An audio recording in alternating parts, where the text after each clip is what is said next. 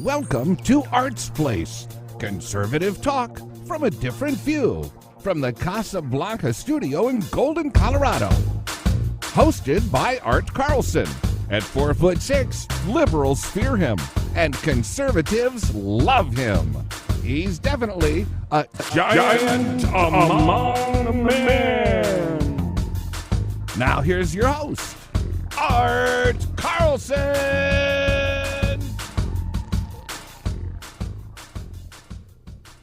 All right. We are live.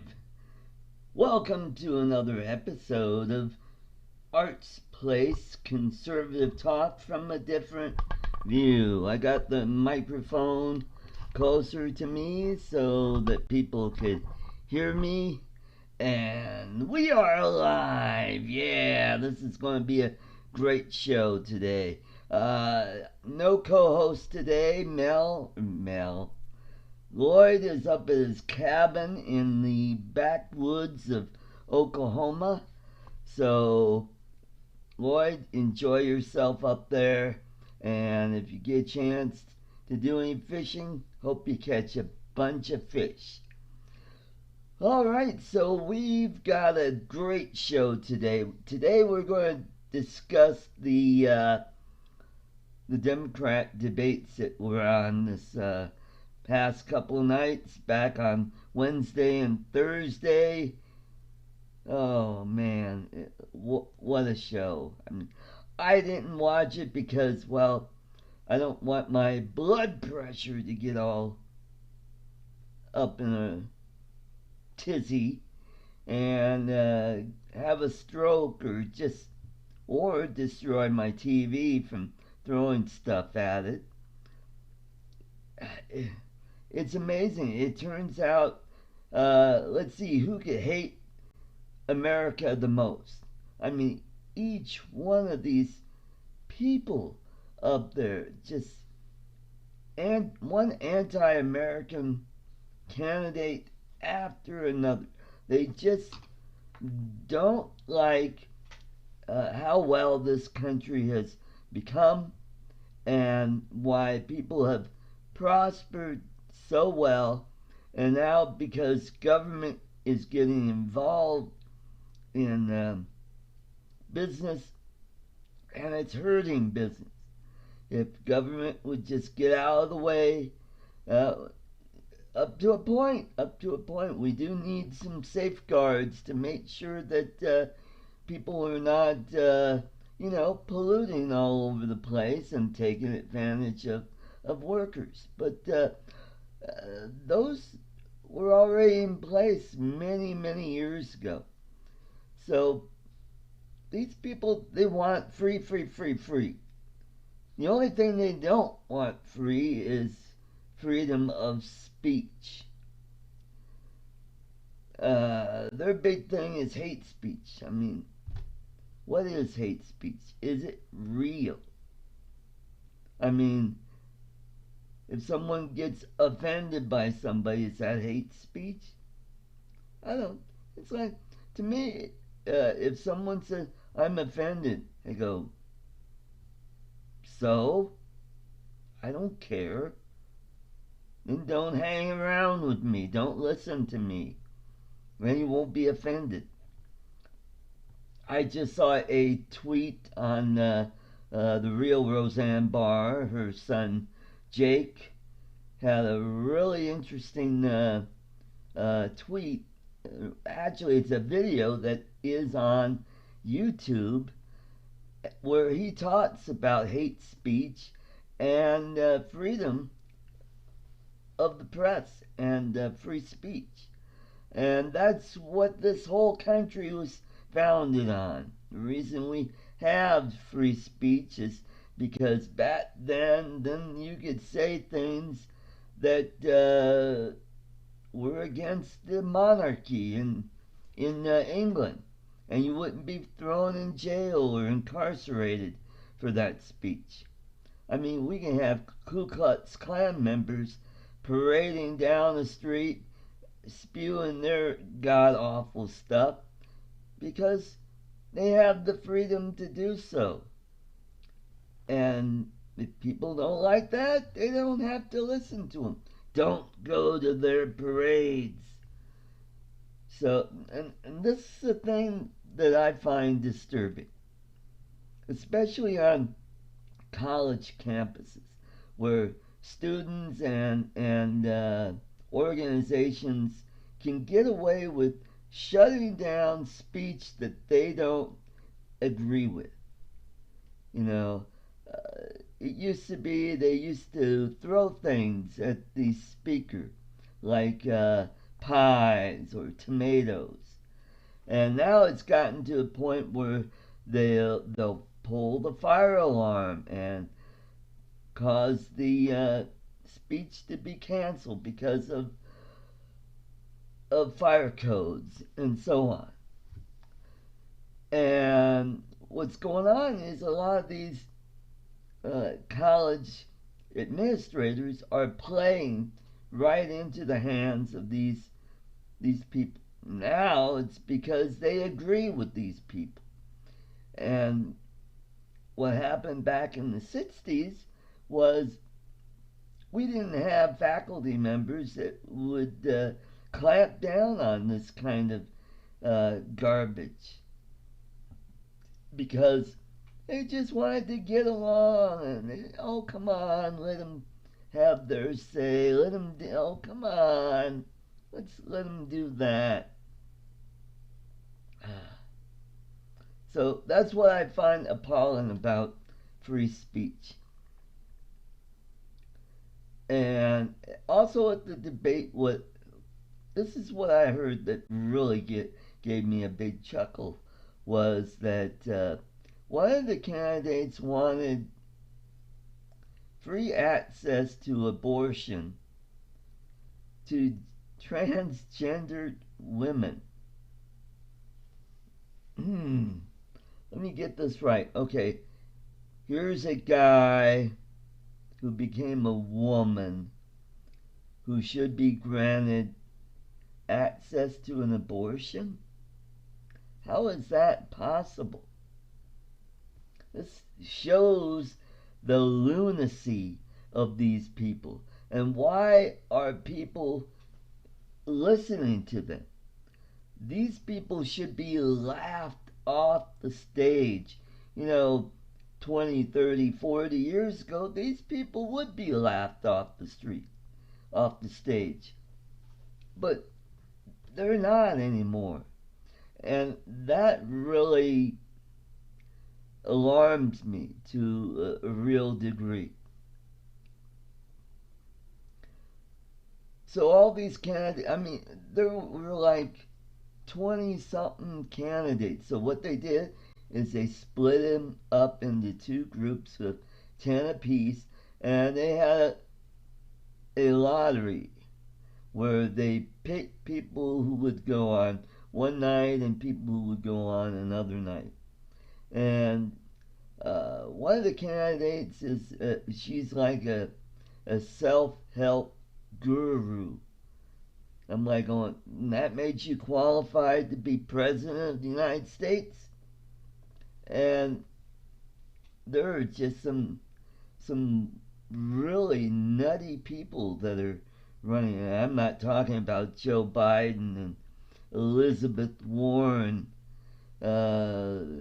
Klobuchar, and who else? Kamala Harris and Cory Spartacus Booker. Nope. These people, they want free. Bernie Sanders wants to forgive all the student debt. Oh, that's only $1.9 trillion that they'll just go, who's going to pay for that? I'll tell you who's, you and me, the taxpayer. We're going to be on the hook for this. So it's going to make everything more and more expensive because we will be footing the bill for these people. That's why I advocate trade schools. I think trade schools, I mean, we've got more jobs than there are people here especially in the Denver metro area. There are more jobs than people because people don't have the skills to fill those jobs, and those jobs are in the trades. And that's why I would like to see more and more people go to trade schools, to become a plumber, HVAC, aircraft mechanic, diesel mechanics, automotive mechanics, upholstery, cosmetology, not cosmology, folks. Not talking about that. No, but the trades where people could learn a skill with very little or no debt after they finish school, and they'll be able to make money right away. Where people who get a degree and they find out, oh, I can't make money in that field, so they work for a lower paying job until they get the experience to get into that field. Like, for example, if you got a degree in marketing, well, you're going to have to start at the bottom as a salesperson. You're going to have to work at a department store or a regular chain store like Best Buy, Office Depot, and then work your way up. Uh, that's how it was with me. I didn't like sales. I was a creator. I loved advertising because I had a unique eye for uh, getting, packaging and presenting a message that would, convince people into buying that product, that idea, or service.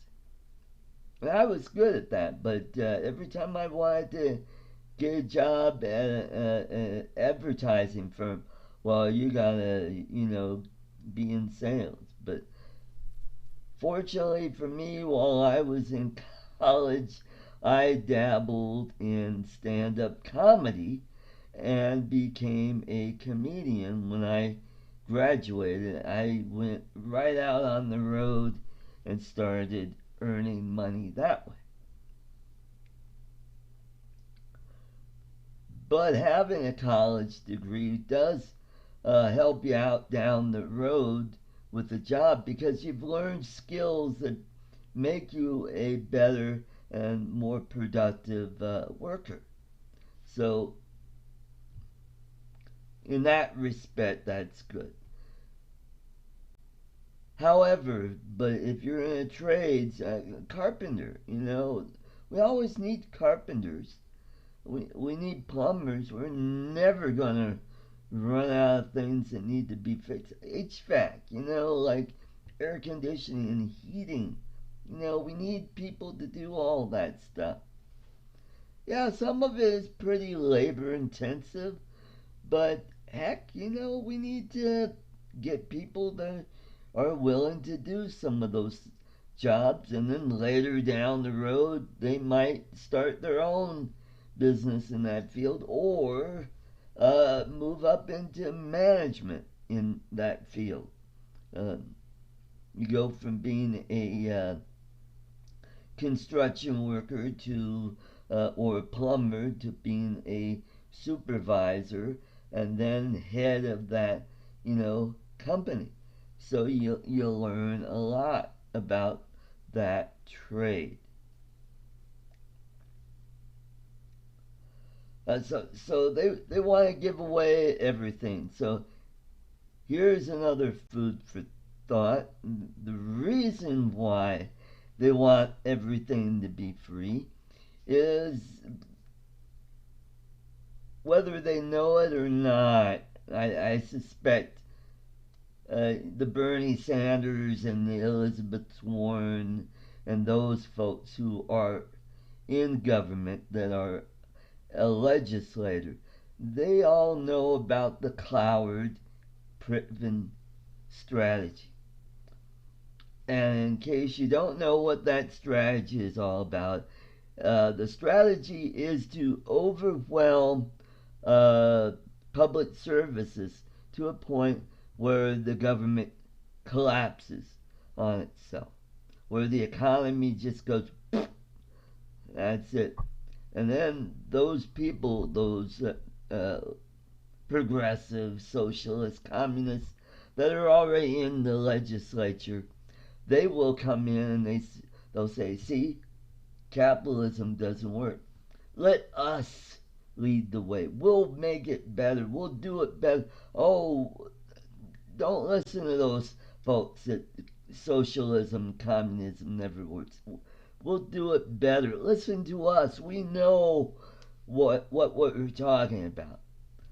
So, and that's what they're hoping happens. They hope that the government just goes implodes in on itself. They'll come in, they'll take over the reins of power and turn it into a totalitarian regime. And then this country will look less and less like the old United States where you had a Bill of Rights and people owned property. People could work wherever they want, travel wherever they want. Those days are going to be gone if these people take over. So we got to be vigilant, and I think Donald Trump, the only person I think who has a chance of being really competitive with Donald Trump is Joe Biden. But from what I'm hearing, he didn't do all that well in the debate, and he may not be around very long. He may not even be the nominee. But here's the kicker. The media will prop him up and they'll kind of push him over the finish line to make sure that he gets to the Democratic National Convention, wherever that may be. And because they're hoping that someone will beat Donald Trump because they just hate Donald Trump and they gotta stop him. So here's my prediction. I think Donald Trump is going to win and win big. I think this will be a repeat of the McGovern-Nixon race, where a radical Democrat is going to run again and say, well, I wouldn't call Donald Trump a conservative because he's not. But he loves this country, and so far everything he's been doing is doing great. The country is prospering, and people are working. People are well better off now than they were under Obama. And this is the thing that really got me about Obama is how these people were convinced that the good old days of kids doing better than their parents, those days are gone. They were convinced that those days were gone, that the stagnant economy was the new norm.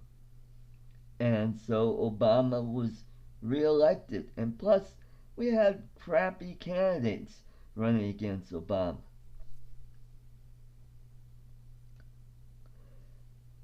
And, the economy was just barely moving along, just snail's pace.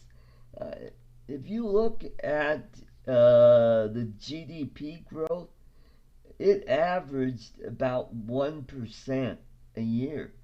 And also, if you look at the graphs in the GDP under the Obama administration, he had 2 recessions that nobody is talking about, and how you could tell a recession is two or more zero or negative months or cycles, quarters, you might say, of uh, zero or negative growth.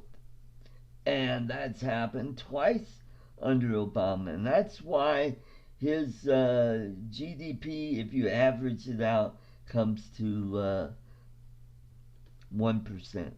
I think the most it ever got was I not quite 2%.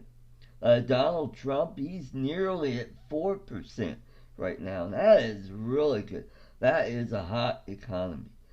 Whereas with China, their growth is like 8 or 10%, which is, that's too high because what that'll end up doing is it'll start an inflationary spiral that's going to hurt their country in the long run.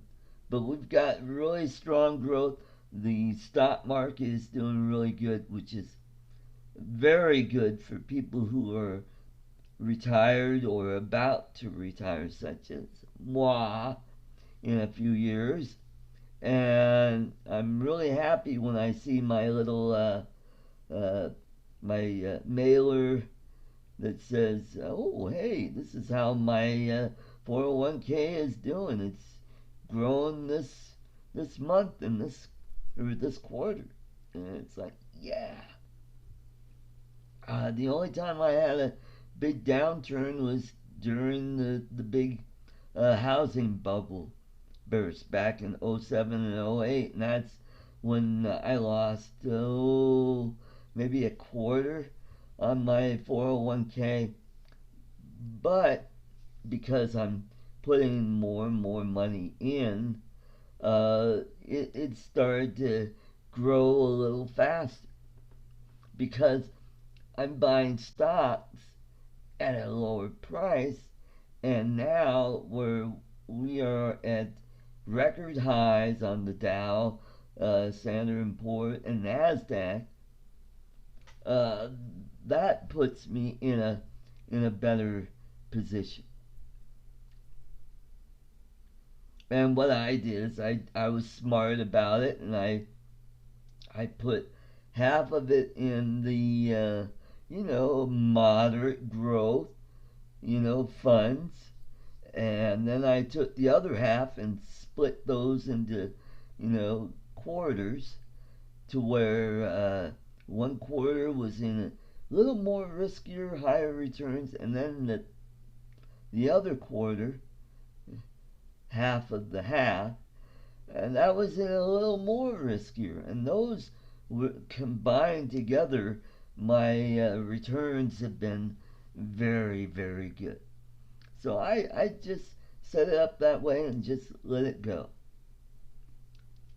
So let's go back and we got 2 people watching. Woohoo! So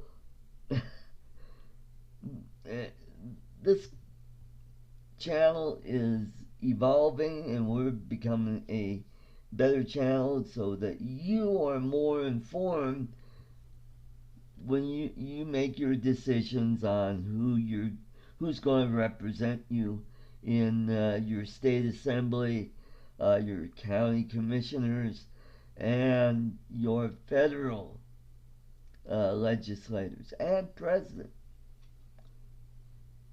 So that's what this whole show is about.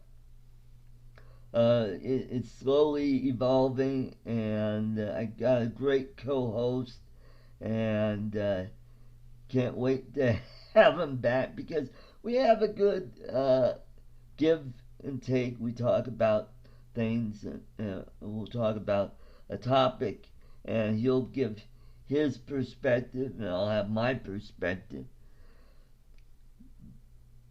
That makes it a very interesting show. Okay, so on to our next topic. Coming up this week is Independence Day, which is a big national holiday here in the United States because on 4th of July. It was, on that date in 1776 that we put down into pen and paper our Declaration of Independence from Great Britain. And this was that started the momentum that culminated in the Revolutionary War, which ended in, I believe, 1788-89, and then we had elections, and George Washington became our first president.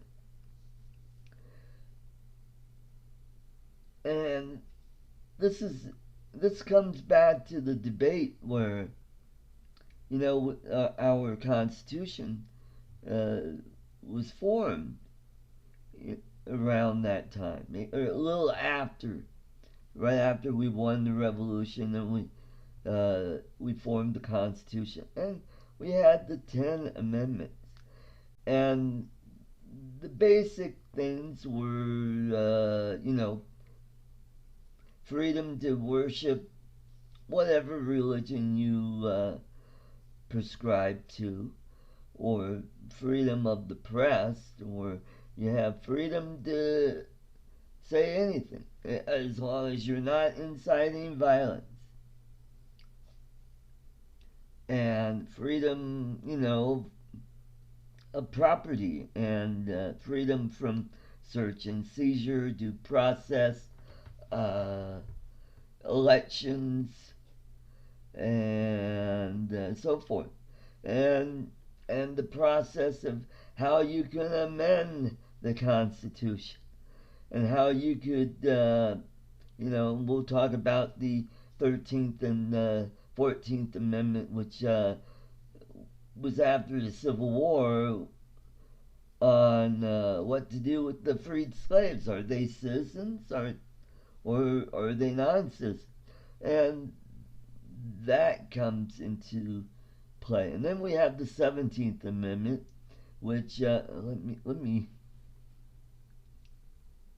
okay, let's see who is okay. Maria. Oh, yikes.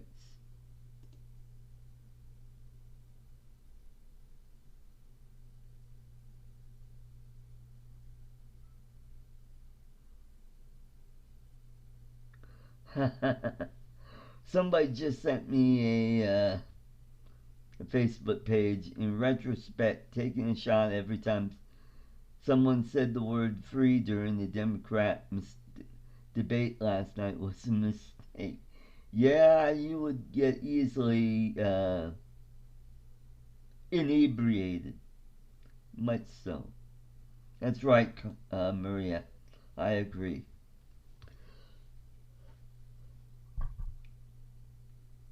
So, getting back, let me see. Let me go to 17th Amendment. 17th Amendment, alrighty. 17th Amendment, okay.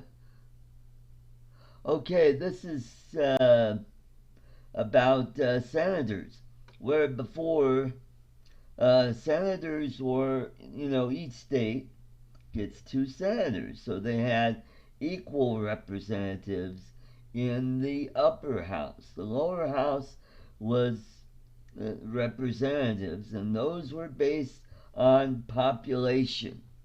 So some states had more representation based on population. All right, so the 17th Amendment, what that did was that changed how senators were elected. Well, before they weren't elected, they were chosen by the legislators of that state.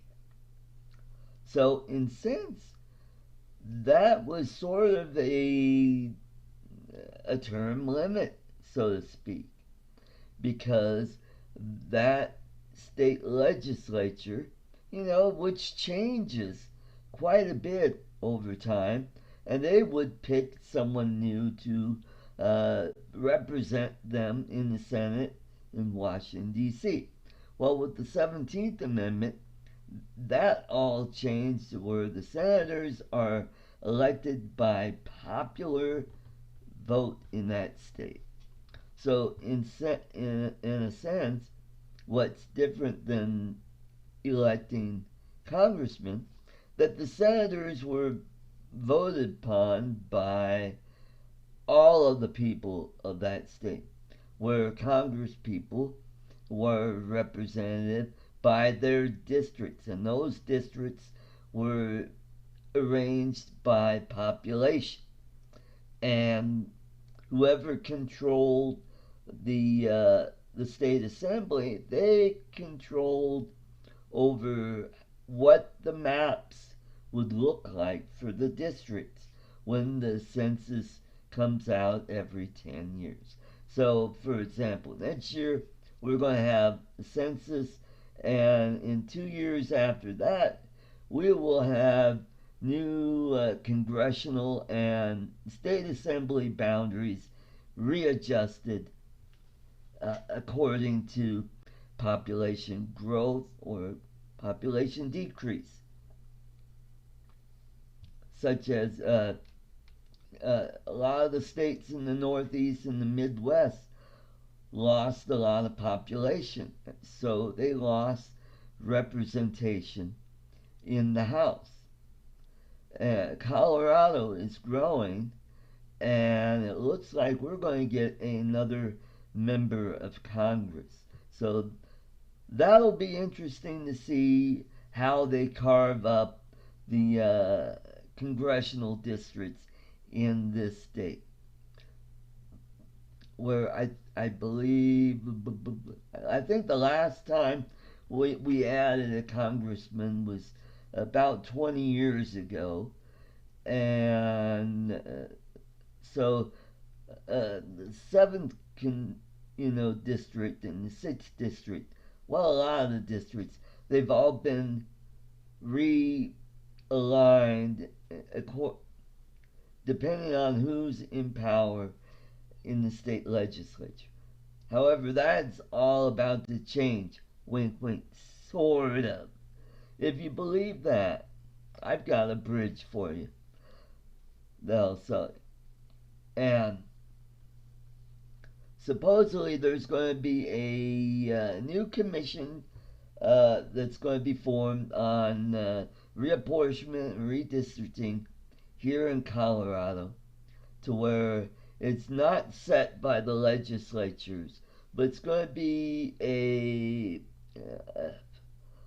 another entity where those people are going to pick people from the three major groups: the Republicans, the Democrats, and unaffiliates. And here's what worries me about that. Is I think what'll happen with the unaffiliates is the Democrats will infiltrate, and they'll have people saying, well, I'm unaffiliated, I'd like to be on that panel. And of course the Republicans could do the same thing.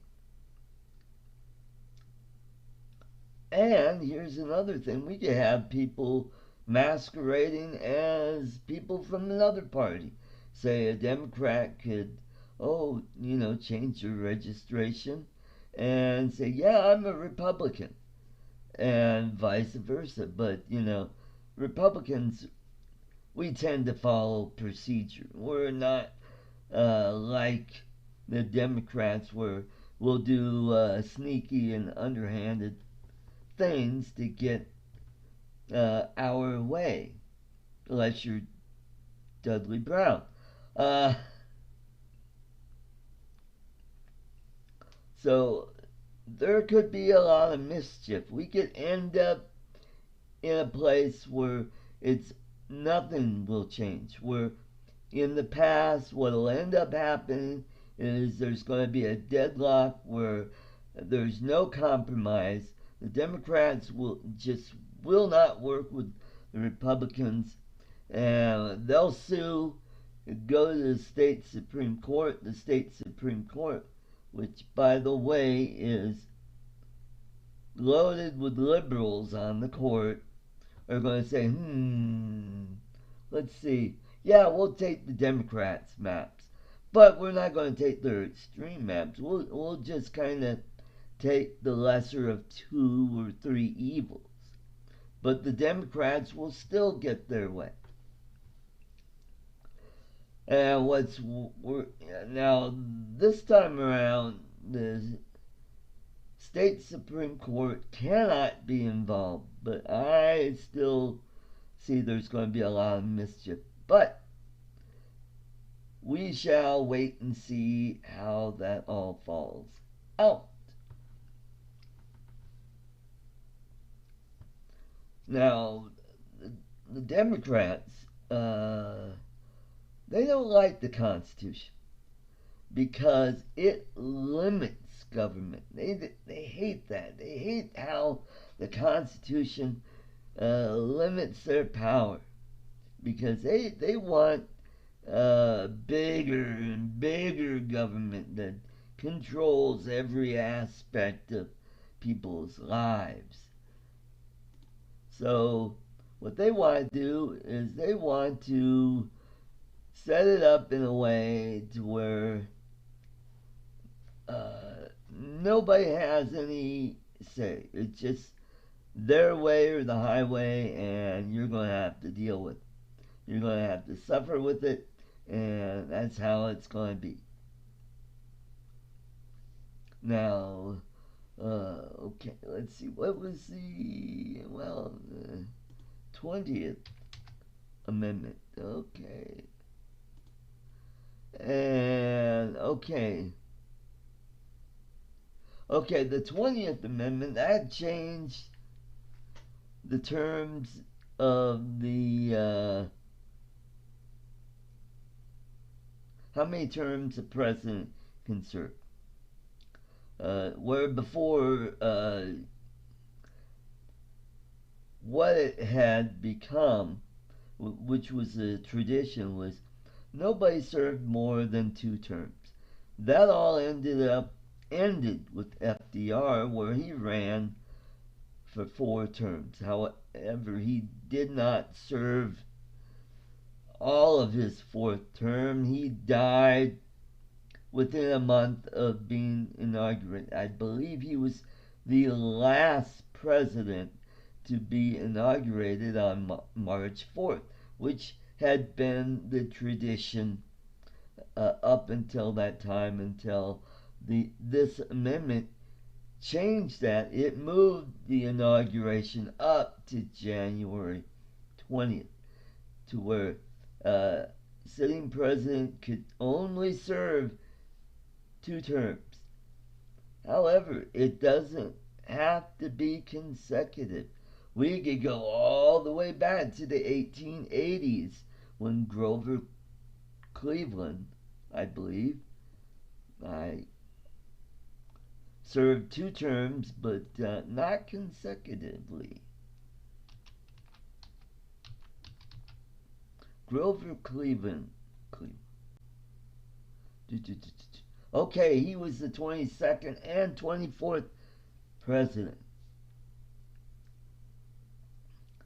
All right. So that is interesting. He's the only president in American history to serve 2 non-consecutive terms. Here's an interesting fact. Richard Nixon is the only president to resign from office because he could see it on the wall that he was not only going to be impeached, but be convicted and thrown out of office.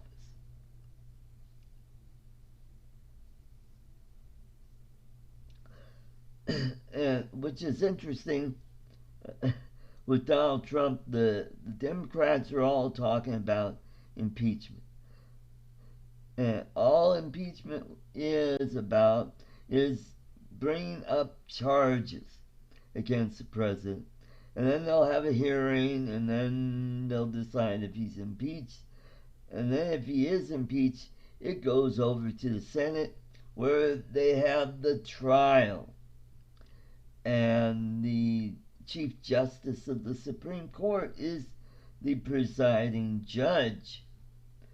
And, but this is what's different about the impeachment process, or the process of conviction in the Senate, is you need a supermajority instead of a simple majority as you would in the House. Now, Donald Trump could be impeached, but he won't be thrown out of office. But the deal is, he's not a lawyer, so he will not lose his license to practice law like Bill Clinton did. But what are the charges going to be? Well, we don't like what he does. Well, that's not a reason to throw somebody out. Well, we don't like the way he talks. Well, so there are a lot of people that you're going to be disappointed with. So now the Democrats are using impeachment as a political tool to get their way.